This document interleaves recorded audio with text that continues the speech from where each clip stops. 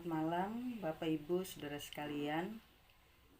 Kita kembali berjumpa dalam ibadah keluarga yang telah dimulai untuk tahun 2021. Mari kita sudah siapkan bagian Alkitab dari Injil Matius pasal yang ke-15 ayat 21 hingga ayat 28. Sebelum kita membaca Alkitab, mari berdoa. Bapa di surga, kami keluarga di Jemaat Kinasih malam hari ini telah siap untuk membaca Alkitab dan mendengarkan firman-Mu. Terangi dan kuasai hati kami dengan kuasa Roh Kudus untuk kami membaca Alkitab, mendengarkan sabda-Mu, mengerti, memahami, dan melakukannya. Dalam nama Yesus kami berdoa. Amin. Mari berdiri Bapak Ibu Saudara-saudara, adik-adik, oma opa yang dikasihi Tuhan. Kita ikuti pembacaan Matius 15 ayat 21 hingga 28 yang mengatakan, Lalu Yesus pergi dari situ dan menyingkir ke daerah Tirus dan Sidon. Maka datanglah seorang perempuan Kanaan dari daerah itu dan berseru, Kasihanilah aku, ya Tuhan, anak Daud. Karena anakku perempuan kerasukan setan dan sangat menderita. Tetapi Yesus sama sekali tidak menjawabnya. Lalu murid-muridnya datang dan meminta kepadanya, Suruhlah ia pergi. Ia mengikuti kita dengan berteriak-teriak. Jawab Yesus, Aku diutus hanya kepada domba-domba yang hilang dari umat Israel. Tetapi perempuan itu mendekat dan menyembah Dia sambil berkata, Tuhan, tolonglah aku. Tetapi Yesus menjawab, tidak patut mengambil roti yang disediakan bagi anak-anak dan melemparkannya kepada anjing. Kata perempuan itu, Benar Tuhan, namun anjing itu makan remah-remah yang jatuh dari meja tuannya. Maka Yesus menjawab dan berkata kepadanya, Hai ibu, besar imanmu, maka jadilah kepadamu seperti yang kau kehendaki. Dan seketika itu juga anaknya sembuh. Demikianlah pembacaan Alkitab. Yang berbahagia kita yang membaca, mendengar, sekaligus menjadi pelaku firman yang setia. Terpujilah Kristus. Haleluya. Haleluya. Haleluya. Haleluya. Silakan duduk. Bapak Ibu, saudara-saudara, berada di tahun yang baru 2021. Malam ini sesudah kita ibadah pembukaan pada minggu yang lalu, kita kembali rutin untuk mengikuti ibadah keluarga. Dan ibadah keluarga di tahun yang baru ini masih dalam situasi pandemi, karena itu kita semua beribadah dari rumah masing-masing. Itu tidak persoalan bahwa Tuhan hadir dalam setiap persekutuan anak-anak Tuhan. Matius 15 ayat 21 hingga ayat 28. Bapak Ibu Saudara-saudara, kita perlu ketahui terlebih dahulu Injil Matius ini ditulis untuk menunjukkan bahwa Yesus adalah penggenapan nubuat perjanjian lama. Karena itu sering dikatakan bahwa Injil Matius ini memang ditujukan kepada orang-orang Yahudi. Bapak Ibu Saudara-saudara, selama berabad-abad orang Yahudi memang menantikan kedatangan Mesias, Sang Juru Selamat. Dan Matius menyatakan bahwa Yesus yang sudah lahir, yang sudah datang, yang mulai berkarya itu adalah Juru Selamat. Dan Dia Raja yang sesungguhnya, Dia Mesias yang telah lama mereka nanti-nantikan atau tunggu. Matius, si penulis dari Injil ini, dikenal juga sebagai yang namanya Lewi dari antara 12 murid. Ya Bapak Ibu Saudara-saudara, kita bisa melihat itu di Injil Markus pasal 1 ayat yang ke-14. Dia terpanggil dari pekerjaannya. Apa pekerjaannya? Ia adalah seorang pemungut cukai. Dia dipanggil untuk menjadi salah satu dari 12 murid Yesus atau Rasul Yesus yang pertama.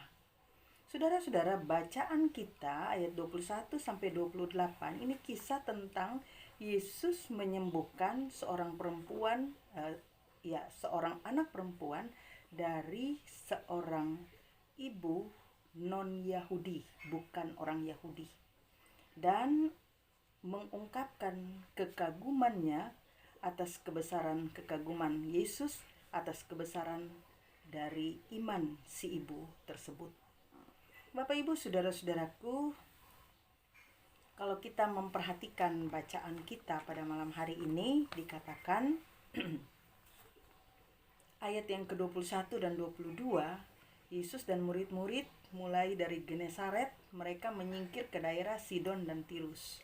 Daerah Sidon dan Tirus ini adalah daerah di wilayah Kanaan, dan itu adalah wilayah di luar Yahudi, bangsa Yahudi. Dan kemudian pada saat itu ada seorang perempuan, dia punya persoalan, pergumulan tepatnya. Pergumulannya apa? Anak perempuannya kerasukan setan.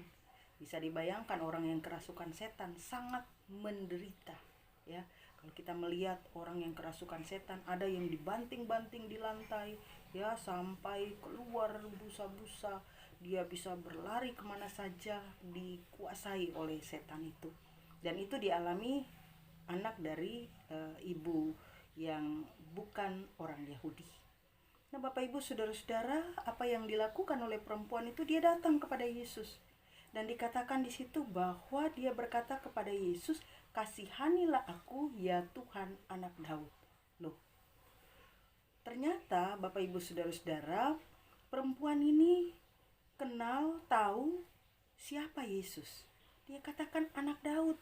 Bahkan dia mengakuinya sebagai Tuhan, keturunan Raja Daud, Raja Israel yang sangat termasyhur pada waktu itu. Dan dia juga tahu bahwa Yesus Maha Pengasih, dia pasti berbelas kasihan. Nah, kalau kita perhatikan bagaimana reaksi Yesus atas permintaan "kasihanilah aku" oleh perempuan tersebut.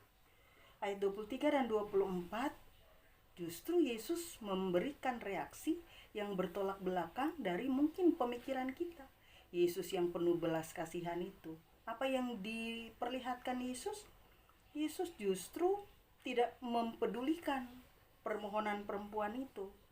Bahkan murid-muridnya katakan, suruh saja dia pergi. Ya, mereka mengusir dia. Dan Yesus menjawab, dia diutus untuk domba-domba yang hilang dari umat Israel. Nah, di sini kita melihat bagaimana bahasa seorang Matius, ya, karena Injilnya ini ditujukan kepada orang-orang Yahudi. Nah, di sini dikatakan Yesus menjawab bahwa ia diutus untuk domba-domba yang hilang dari umat Israel. Jadi maksud perkataan ini adalah bahwa Yesus datang untuk orang Israel yang berdosa, dan bahwa perempuan ini dianggap di luar dari orang Israel. Bapak Ibu saudara-saudaraku yang dikasihi Tuhan, ayat yang ke-25, apa yang kemudian diperlihatkan perempuan itu? Apakah dia kemudian pergi? Apakah dia kemudian sadar bahwa, oh iya, saya bukan orang Israel, saya tidak pantas untuk meminta? Tapi yang terjadi, dia justru semakin mendekati Yesus, dan dikatakan dalam pembacaan kita, dia menyembah Yesus. Sikap perempuan ini mau menunjukkan bahwa dia mau mendekatkan diri kepada Tuhan.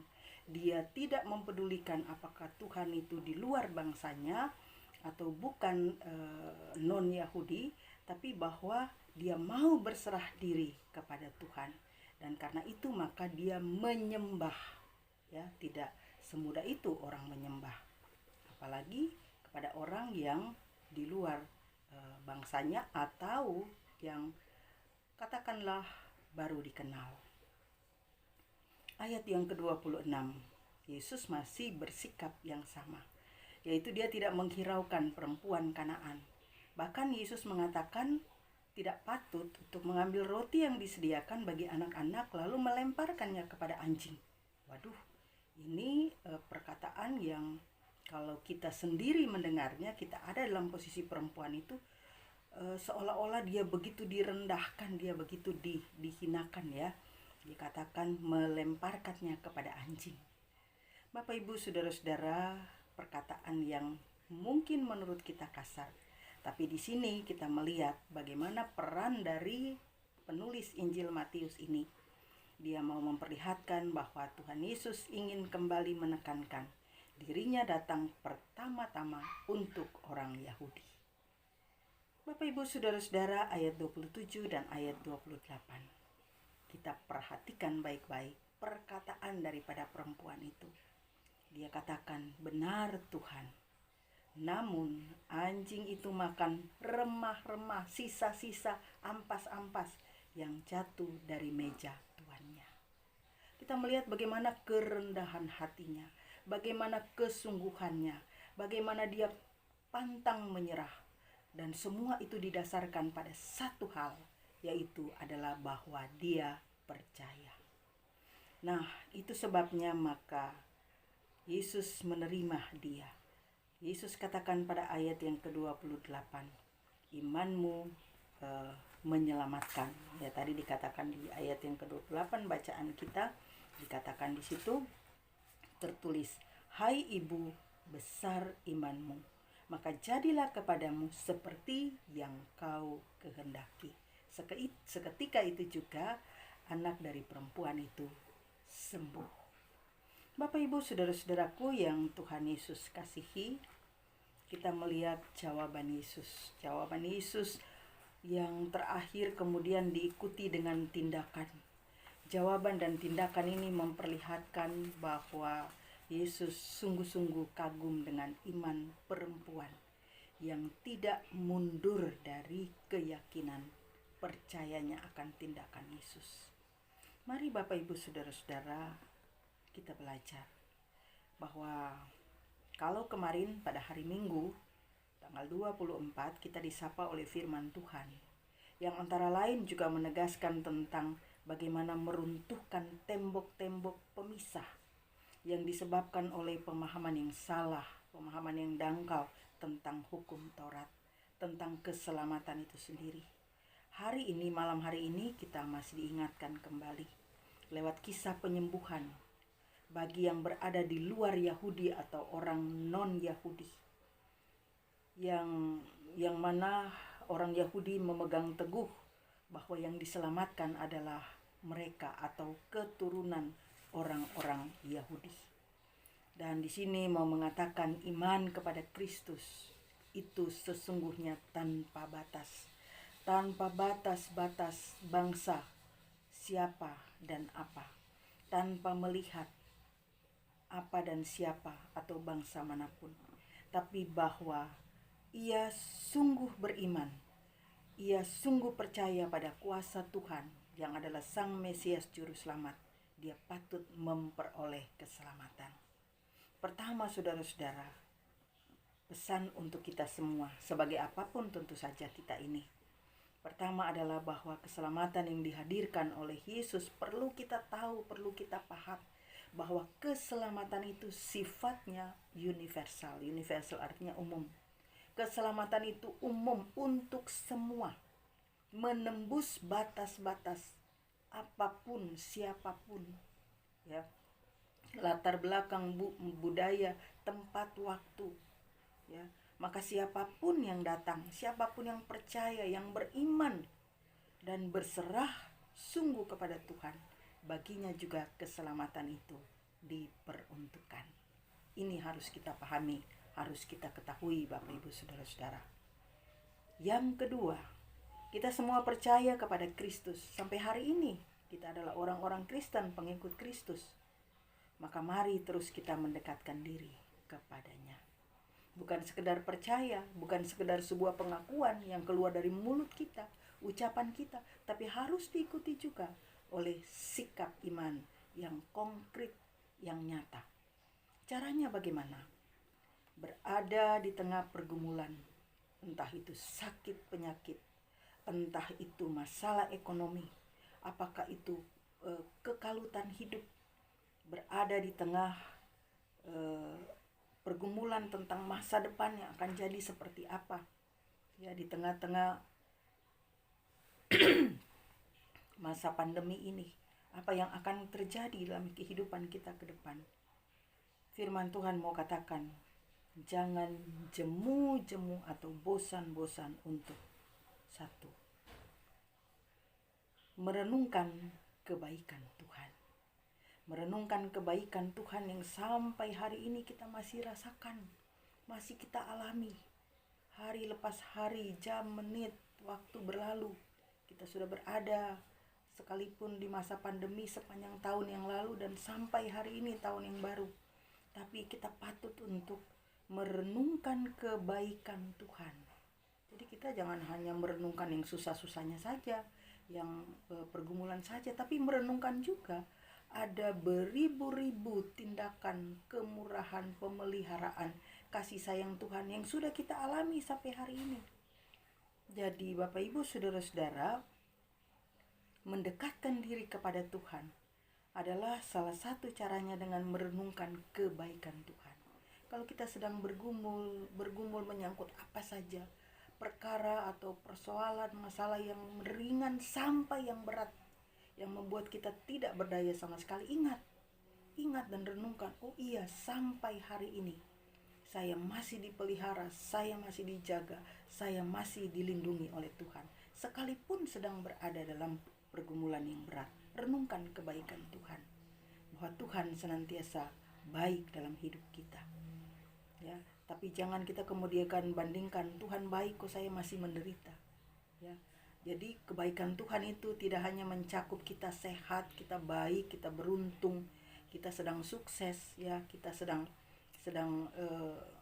mengalami yang namanya kesenangan-kesenangan, tidak diukur dengan itu. Tapi juga di tengah berbagai tantangan yang datang, kita harus mendekatkan diri kepada Tuhan. Kedua, yaitu kita berdoa. Berdoa minta kekuatan. Kadangkala berdoa itu kita anggap sesuatu yang ya rutin, jadi kita berdoa tanpa kita pikirkan lagi. Begitu lancarnya kita berdoa, apa yang kita ucapkan kita sudah tidak pikirkan lagi. Jangan. Tapi kita berdoa minta kekuatan dengan seluruh hati yang berpasrah. Ya, supaya apa? Supaya kita tidak gampang menyerah.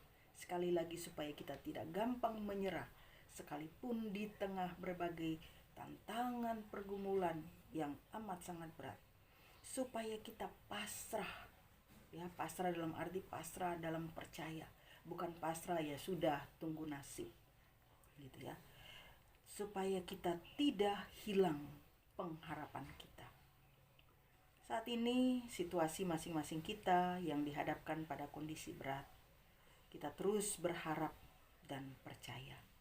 Kita perhatikan dan belajar dari sikap perempuan. Diacuhkan tidak mundur, diabaikan tidak mundur.